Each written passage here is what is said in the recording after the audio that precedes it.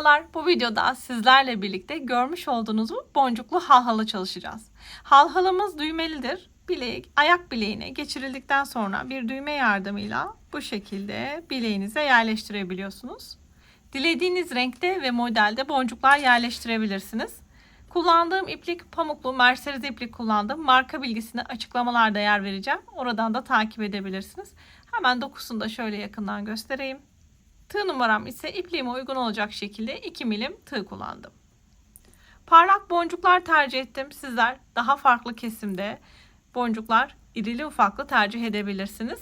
Eğer sizlerin boncukları daha küçükse ikili veya üçlü boncuklarda bir yuvaya yerleştirebilirsiniz. Toplamda 16 adet boncuk kullandım. Yine sizler bilek ölçünüze göre boncuk sayınız değişecektir. Tavsiyem mutlaka ipliğinize boncuğunuzu yerleştirirken birkaç tane fazla boncuk yerleştirmeniz olacak. Detaylı yapım videosuna geçmeden önce sizlerden de ufak bir ricam olacak. Hala daha kanalıma abone değilseniz abone ol butonundan ücretsiz bir şekilde abone olmayı unutmayın. Destekleriniz benim için çok kıymetli. Bu videoya beğeni ve yorum yaparsanız da çok sevinirim. Dilerseniz şimdi detaylı yapım videosuna geçelim. İğnemi ipliğimi geçirdim. Şimdi istediğiniz renkte boncukları alıp bu şekilde iğnemden ipliğime yerleştiriyorum. Boncuk sayınızı biraz fazla tutarsanız daha sağlıklı olur. Çünkü boncuklar ipliğin içine daha sonra kalsalar da sorun olmayacak. Ama az kalırsa tekrardan boncuk yerleştirmek sizin için zor olabilir. Dolayısıyla bu şekilde istediğimden de birkaç tane fazla boncukları ipliğime geçiriyorum. 2 sıra boyunca boncuklarla işimiz olmayacak. 3. sırada boncukları yerleştirmeye başlayacağız. Dolayısıyla boncukları şöyle ipliğimizden çekiyoruz. Şimdi boncuksuz 2 sırayı bu ipliğimizde örecek. Boncuklarımız da arka kısımdan gelecekler. Ama şimdi kullanmayacağız. Boncukları dediğim gibi 3. sırada kullanacağız. Hemen örmeye başlayalım. İpliğimi parmağıma sardım. Öncelikle bir tane ilmek alıp kilit işlemi yaparak başlıyorum. Şimdi zincir çekeceğim. 1, 2, 3, 4, 5, 6. 6 adet zincir çektim. Tığımın üzerine bir tane ilmek aldım ve ilk zincirime battım. Tığımı yerleştirdim. Arkadan ilmeğimi aldım. Tığımda 3 ilmek varken ilk ikisini diğer ikisini birlikte örerek buraya ikili trabzan çalıştım. Devam ediyorum. Şimdi 5 zincir çekeceğim. 1, 2, 3, 4, 5. Tığımın üzerine bir ilmek aldım. Ve şimdi buraya bakın trabzanla birleştirdiğim şu kısmın tepesine batacağım. Yalnız 2 ilmeğe birden batıyorum. Bakın bu şekilde. Buradan ilmeğimi geçirdim. Tığımda 3 ilmeğim varken ilk ikisini kalan ikisini birlikte örerek yine ikili trabzan çalıştım. Devam ediyorum. Yine 5 zincir. 1, 2, 3, 4, 5. Tığımın üzerine bir ilmek aldım.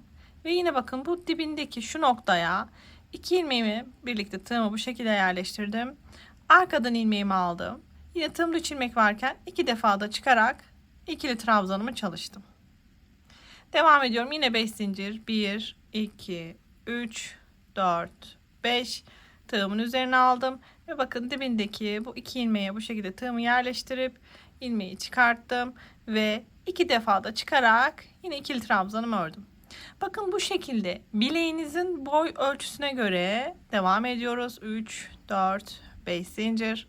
Tığımızın üzerine alıp bakın dibindeki bu 2 ilmeğe tığımı yerleştirip hemen bu noktada ikili trabzanımızı çalışıyoruz. Bilek ölçümüze göre bu şekilde örmeye devam ediyoruz. Bakın ilk sıramı tamamladım. Toplamda 22 adet bu örgü modelinden örmüş olduk. Burada ölçü sizler mutlaka öreceğiniz kişinin bilek ölçüsüne göre ayarlamanız gerekiyor. Hemen ben de standart bir ölçü vermem gerekirse şöyle santim olarak da sizlerle paylaşayım. 22 adet yaptım bu çalışmanın santim olarak ölçüsü de 24 santim. İkinci sıradan devam ediyoruz. Burada 1, 2, 3 tane zincir çekiyorum. Tığımın üzerine bir ilmek alıyorum. Ve hemen bakın şu ortaya batıp arkadan ilmeğimi çıkarttım. Tığımda 3 ilmek varken ilk ikisini diğer ikisini birlikte örerek yine ikili trabzan çalıştım. Bir tane ikili trabzan yaptıktan sonra tekrar üzerine alıyorum. Ve aynı boşluğa batıp yine buraya bir tane daha ikili trabzan yapıyorum. Zincirden hariç bakın boşluğa 2 tane ikili trabzan yapmış olduk. Tekrar tığımın üzerine alıyorum. Şimdi bakın şurada kesişim noktası var. İki örgü modelinin Birleştikleri nokta hemen buraya da batıyorum. Arkadan yine bir ilmek çıkartıyorum. Tığımda 3 ilmek varken ilk ikisini bir, diğer ikisini birlikte örerek yine ikili trabzan çalışıyorum. Tığımın üzerine aldım tekrar. Şimdi yine bakın boşluk olan, bakın ikili trabzan yatay olan kısımdayız. Boşluğa batıyorum. Hemen buraya bir tane ikili trabzanımı örüyorum. Tekrar üzerine alıp aynı boşluğa bir tane daha ikili trabzan örüyorum. 2 defa da çıkmaya ikili trabzan diyoruz. Üzerine aldım. Şimdi bakın kesişim noktasına batıp hemen buraya da bir tane ikili trabzan. Sıra sonuna kadar bu işlemler devam ediyor. Her boşluğa bu şekilde 2 tane ikili trabzan ve bir tane de kesişim noktasına batarak buraya da bir tane ikili trabzan örüyoruz. Sıra sonuna kadar bu şekilde örgü modelinin üst kısımlarına da trabzanlarla tamamlayalım. İkili trabzanlarımızı örerek sıra sonuna geldik. Bakın boşluğa da yine 2 tane ikili trabzan ördüm. Şimdi son bitişte şu kısma da bir tane ikili trabzan öreceğim. Tığımın üzerine aldım. Hemen bakın ilk başladığımız zincire batıyorum. Arkadan yine ilmeğimi çıkardım. Tığımda 3 ilmek varken 2 defa da çıkarak bu kısmı da bir tane ikili trabzan çalıştım. Bakın şöyle bir örgü elde ettik. Şimdi devam ediyoruz. Şimdi zincir çekiyorum. 1, 2, 3, 4, 5. 5 zincir benim için yeterli. Hemen bir tane boncuğumu alıyorum. Getirdim. Bir tane ilmek aldım. Tığımdaki ilmekten geçerek ilmek kaydırmayla boncuğumu sabitledim. Ve tekrar 5 zincir. 1, 2, 3, 4, 5. Örgümü çeviriyorum. Ve alttan sayıyorum. 1, 2, 3 ilmek atlayıp 4. ilmeğe batıyorum. Arkadan ilmeğimi aldım. Tığımda 2 ilmek varken ikisini birlikte örerek sık iğne yaptım. Ve ilk boncuğu yerleştirdik. Devam. 1, 2, 3, 4, 5 zincir. Yine bir tane daha boncuk aldım. Bakın yaklaştırdım. Bir ilmek alıp tığımdaki ilmekten geçirerek boncuğumu ilmek kaydırmayla buraya sabitledim. Tekrar 5 zincir. 1, 2, 3, 4, 5 ve alttan sayıyorum. 1, 2, 3, 4. tepeye batıyorum. Arkadan ilmeğimi alıp tığımdaki ilmekten geçirerek sık iğne yaptım. Devam ediyorum. 1, 2, 3, 4, 5 zincir. Hemen bir boncuk daha. Bu boncuğu bakın bir ilmek alıp tığımdaki ilmekten geçirip ilmek kaydırmayla sabitledim. 1, 2, 3, 4, 5 zincir ve hemen alttan say. 1, 2, 3, 4. tepeye batıp sık iğne ile sabitle. Bakın bu şekilde boncuklarımızı da yerleştiriyoruz. Önden görünüşüne de bakalım. Önden görünüş de bu şekilde. Dilerseniz zincir sayılarınızı daha fazla çekip daha uzun da tutabilirsiniz veya daha kısa da yapabilirsiniz. Boncuklarınızı da yine aynı şekilde birkaç boncuk yerleştirerek, yani bir boncuk yerleştirdik. Sizler dilerseniz 2 veya 3 boncuk da buraya sabitleyebilirsiniz. Sıra sonuna kadar işlemlerimizi yaparak devam ediyoruz. 16 adet boncuk kullandım. Şimdi en son bakın 2 tane ilmeğim kaldı. Dilerseniz buraya da bir tane yerleştirebilirsiniz ama bitiş kısmı olduğu için ben buraya sık iğneler yapacağım. Bakın böyle bir sonraki tepeye batıp hemen bir sık iğne, hemen uç noktasına da bir sık iğne yaptım. Şimdi bu kalan kısma ben düğmemi yerleştireceğim. Dikerek yerleştireceğim. Boncuklarıma uygun olması için şöyle bir düğme tercih ettim. Bakın şu kısma daha sonra dikerek yerleştireceğim. Dolayısıyla buraya ekstradan bir tane daha yapmama gerek kalmayacak ama sizlerin bilek ölçüsü farklı olabilir. Sizin dizaynınız da farklı olabilir. Kendinize göre bu kısmı ayarlayabilirsiniz. Şimdi düğmemi bir kenara bırakıyorum.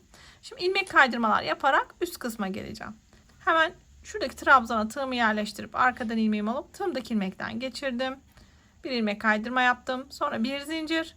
Hemen şöyle şu tepeye batıp arkadan ilmeğimi alıp tığımdaki ilmekten geçirerek bir ilmek kaydırma daha. Çünkü üst kısma gelmek istiyorum. Şimdi üst kısma geldim. Bu noktada bir zincir çekiyorum. Ve bakın şuradaki boşluğa batıyorum. Arkadan ilmeğimi aldım. Tığımda 2 ilmek varken sık iğne yapıyorum. Bir tane sık iğne yaptım. Aynı boşluğa batıp bir sık iğne daha 2, bir sık iğne daha 3, bir sık iğne daha 4. Bakın bu zinciriniz kaç adet sık iğne istiyorsa. Ben bir tane daha yapıyorum. Bir sık iğne daha 5. Bakın 5 sık iğne yaptım. Hemen bir sonraki boşluğa geçmek için boşluktan tığımı bu şekilde yerleştirdim. Hemen tığımdan ilmeğimi çıkartıp ilk sık iğnemi yine buraya yapıyorum. 1. Devam. Aynı boşluktan 2, 3, 4, 5. Bakın 5 sık iğne. Tamamladıktan sonra hemen diğer boşluğa tığımı yerleştirip hemen başlıyorum yine sık iğnemi yapmaya. 1, 2, 3, 4, 5. Eğer sizin zincirleriniz daha sıkıysa 4 sık iğne de bırakabilirsiniz. Bakın bu şekilde üst kısma sık iğnelerle dönmüş oluyoruz. Sıra sonuna kadar devam edelim. Bakın yapmamız gereken işlem buradaki üst kısma sık iğnelerle çevrelemek. Dilerseniz bu şekilde de bırakabilirsiniz. Ama sık iğne ile yaptığımız zaman çok daha hoş bir görüntü oluyor. Evet, 5 sık iğne veya 4 sık iğne ile devam ediyoruz. Bakın 3, 4, 5. Hemen direkt bir sonraki boşluğa geçip yine devam. Evet, sıra sonuna doğru yaklaştım. Bakın son kısma da hemen sık iğnelerimi yapıyorum. 4 ve 5. Şimdi burada düğmemizin büyüklüğü ne kadar büyüklükteyse ona göre bir ilik yapmamız lazım. Dolayısıyla zincir çekerek ilik yapacağız. Hemen burada bakın şu noktanın dibine batıyorum. Arkadan ilmeğimi aldım. Tığımdaki ilmekten geçirerek bir tane ilmek kaydırma yaptım. Şimdi zincirimi çekiyorum. 1, 2, 3, 4, 5, 6, 7. Şimdi 7 zincir çektim ama bakalım benim düğmem için uygun mu? Evet, 7 zincir uygun değil. Bir zincir daha çekiyorum. Bakın sizler de bu şekilde yapabilirsiniz. 8 zincir çektim. Hemen bakın dibine battım. Arkadan ilmeğimi aldım. Tığımdaki ilmekten geçirerek ilmek kaydırmayla zincirimi sabitledim. Tekrardan hemen bir kontrol ediyorum. Düğmem için iliğim uygun mudur? Evet, uygundur. 8 zincirim benim için yeterli oldu. Bir ilmek aldım. Sıkıladım ve ipliğimi burada kesiyorum. Şimdi bu ipliğimi de arka taraftan tığımın yardımıyla yürüterek gizliyorum. Evet, bakın halımızın örgü kısmını tamamıyla bitirmiş olduk. Şimdi hemen böyle bir düğmemizi de diğer kısma dikerek tamamlıyoruz.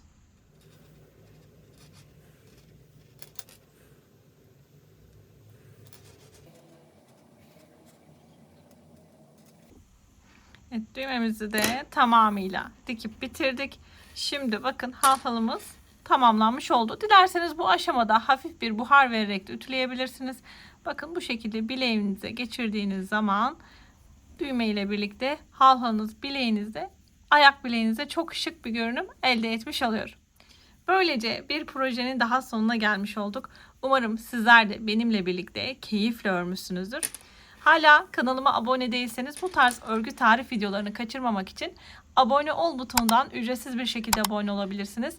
Destekleriniz benim için çok kıymetli. Bu videoya beğeni ve yorum yaparsanız da çok sevinirim.